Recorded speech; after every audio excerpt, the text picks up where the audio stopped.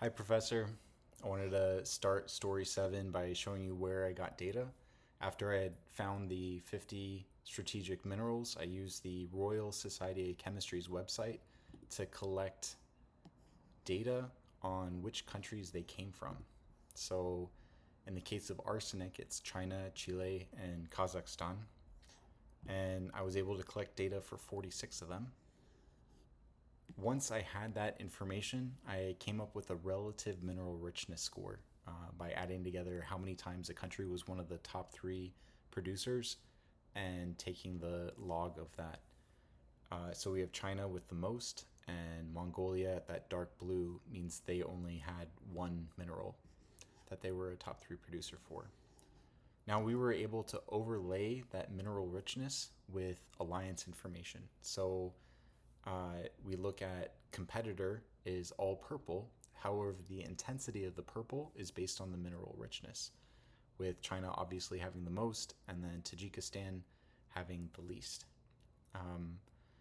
Originally, we were going to use the UN vote to condemn Russia on aggression in Ukraine as a way of validating our choices of who was in which category.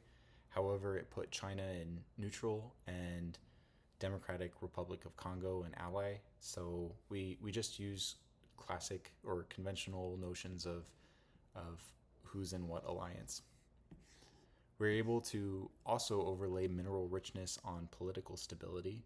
It was more interesting to come up with political stability. The World Bank has political stability and freedom from terrorism and violence indicators, and we looked for jumps in that numeric indicator for potential cutoffs between high, medium, and low. And then when we weren't sure where to put it, we could use Fitch ratings of sovereign debt to make sure we were in the right place. So in terms of where to go from here, we wanted to look at what the mineral availability were between the different alliances and also the different groupings of political stability. So one thing you can't see in this is any overlap. So with USA and Australia, what is the total number?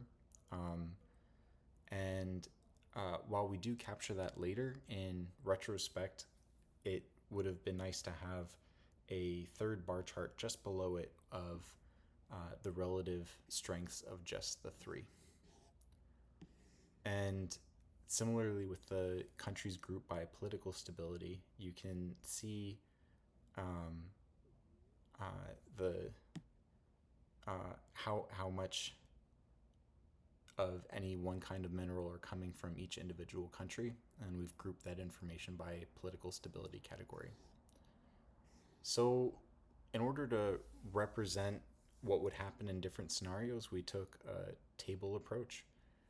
The If it were the US against the world, then they would only have 7% of the minerals available.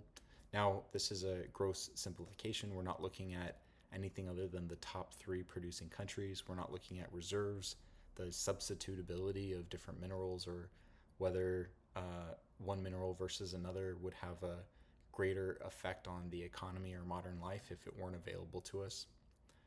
But we're still able to see some useful insights. So if it's just the USA and their allies against the world, and that's the only market we have to draw from, if somehow the USA and their allies have alienated the neutral countries through their actions, then we only have access to 48% of the minerals. And so we really do need to have a larger, more inclusive approach to political affairs.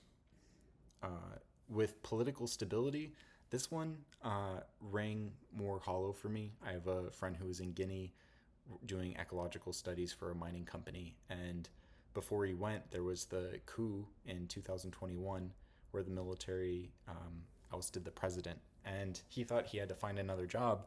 No, it was moving along, no problems.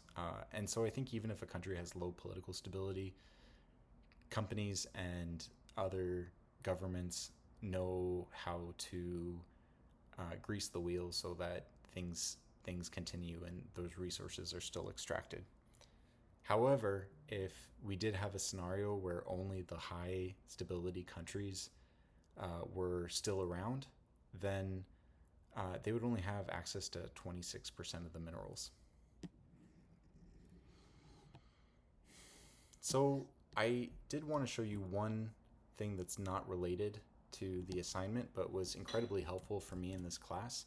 I found this import dataset. So if you click on import dataset, point it to data you're looking at, then it'll give you the code to read it and what reading it would look like.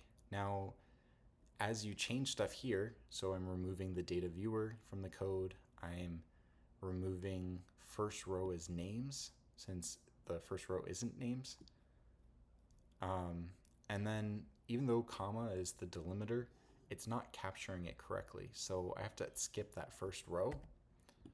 And while we're at it, I'm going to rename it to DF.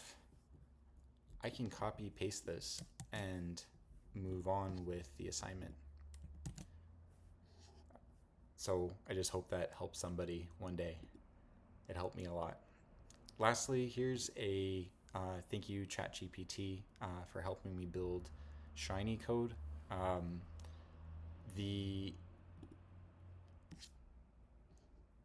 If you look at, say, tungsten, any of these, if you change the element, it's going to show the countries that produce it. In this case, antimony is China, Tajikistan, and Paraguay. Professor, thank you so much. Have a great day.